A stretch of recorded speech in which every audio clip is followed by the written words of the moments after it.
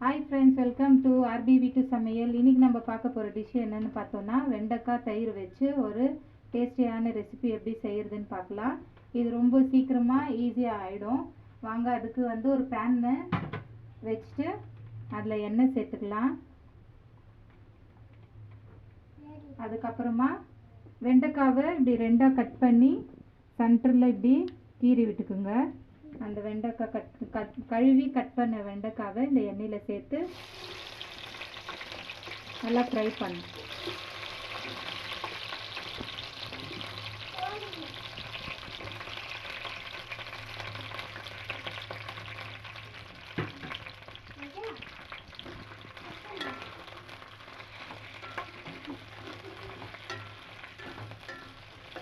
இது நல்லா வதங்கணும்.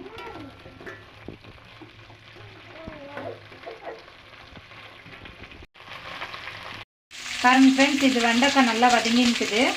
இப்போ கொஞ்சமாக மஞ்சத்தூள்,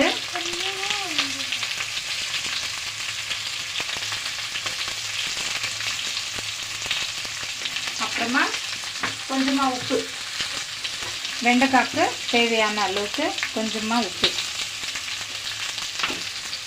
போட்டு இதை நல்லா கலரலாம்.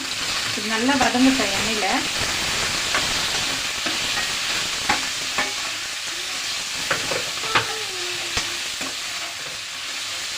அது வதங்கட்டும். அதுக்குள்ளே நம்ம தயிரில் கொஞ்சம் மசாலாஸ் எல்லாம் நம்ம சேர்க்க போகிறோம். அது எப்படி நீட்டுன்னு பார்த்துக்கலாம் ஃப்ரெண்ட்ஸ்.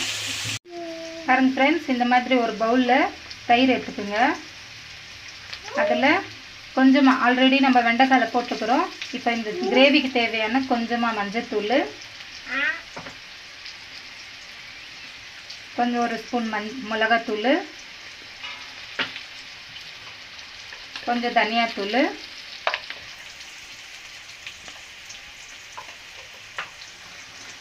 கொஞ்சமாக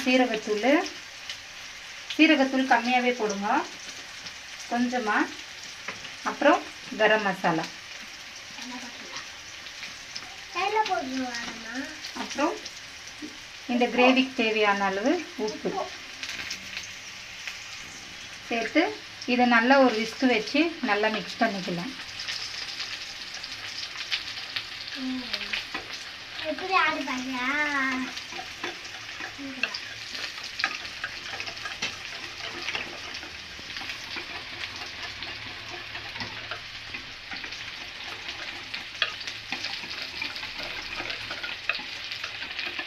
இது அப்படியே இருக்கட்டும். பாருங்க ஃப்ரெண்ட்ஸ், வெண்டைக்காய் இப்போ நல்லா வதங்கிட்டு பாருங்க. இதை செப்பரேட்டாக ஒரு பவுலில் மாற்றிக்கலாம்.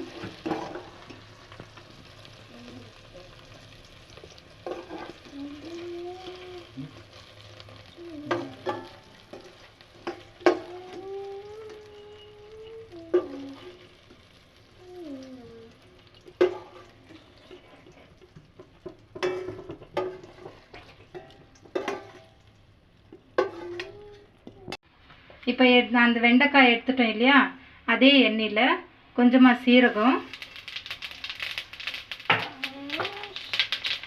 நல்லா இதாக இருந்தோம். ஒரே ஒரு பச்சை மிளகா குட்டி குட்டியாக நறுக்குந்து, அப்புறம் வெங்காயம்,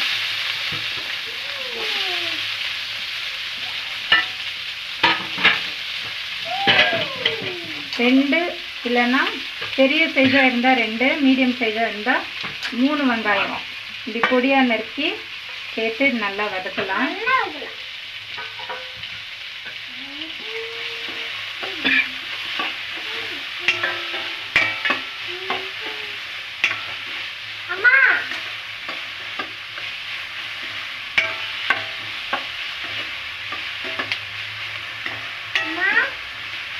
இது நல்லா வதங்கட்டும் ஃப்ரெண்ட்ஸ்.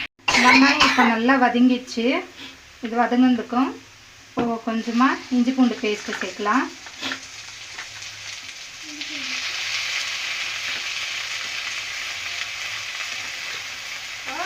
சேர்த்துட்டு நல்ல கலர் விடலாம்.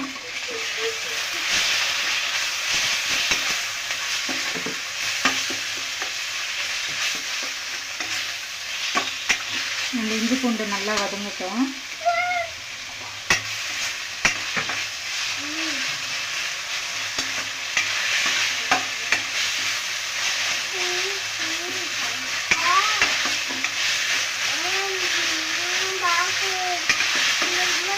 இந்த பச்சை வாடை போகிற வரைக்கும் கொஞ்சம் நல்லா வதக்கிக்கலாம்.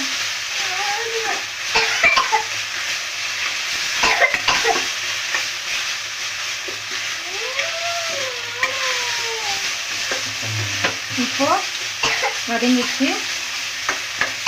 இப்போ நம்ம மிக்ஸ் பண்ணி வச்சுருக்கிறோம் இல்லையா இந்த தயிர், அதை இதில் ஆட் பண்ணிக்கலாம்.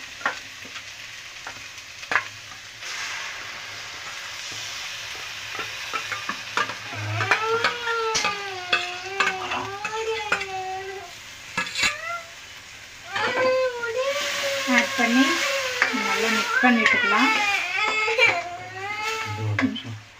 இது நல்லா மிக்ஸ் பண்ணதுக்கப்புறமா கொஞ்சமாக அந்த பவுலில் தண்ணி சேர்த்து கொஞ்சமாக அதை சேர்த்து ஒரு கொதி விடலாம். இந்த தயிர் அந்த மசாலா எல்லாம் சேர்ந்து கொஞ்சம் நல்லா ஒரு கொதி வரட்டும். பாருங்க ஃப்ரெண்ட்ஸ், இப்போ நல்லா கொதிக்குது. ரொம்ப நேரம் எல்லாம் கொதிக்க வேண்டாம், ஒரு கொதி வந்தால் போதும். இப்போ வந்து நம்ம வதக்கி எடுத்து வச்சுருக்குறோம் இல்லையா அந்த வெண்டைக்காய் இதில் சேர்த்துக்கலாம்.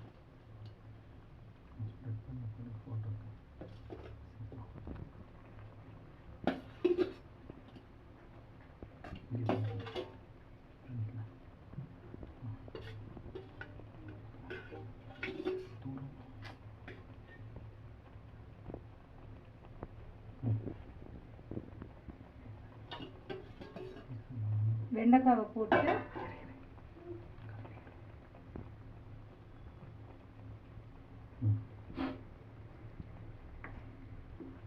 நல்ல கலர் விட்டுட்டு ஒரே ஒரு நிமிஷம் மூடி போட்டு வைக்கலாம். சிம்மில் வச்சு ஒரு 2 நிமிஷம் இந்த வெண்டைக்காய் இந்த மசாலாவோட மிக்ஸ் ஆகிற மாதிரி மூடி போட்டு வச்சிடலாம். பாருங்க ஃப்ரெண்ட்ஸ், ஒரு 2 நிமிஷம் ஆயிடுச்சு. பாருங்கள் நல்லா கொதி வருது, எண்ணெய் பிரிஞ்சு மேலே வருது பாருங்கள். அவ்வளோதான் ஃப்ரெண்ட்ஸ், ரெடி ஆயிடுச்சு. சாப்பிட்டு பார்த்துட்டு எப்படி இருந்துச்சுன்னு கமெண்ட்ஸ் பண்ணுங்கள். சேனலை லைக் பண்ணுங்கள், ஷேர் பண்ணுங்கள், சப்ஸ்கிரைப் பண்ணுங்கள் ஃப்ரெண்ட்ஸ். தேங்க்யூ, பாய்.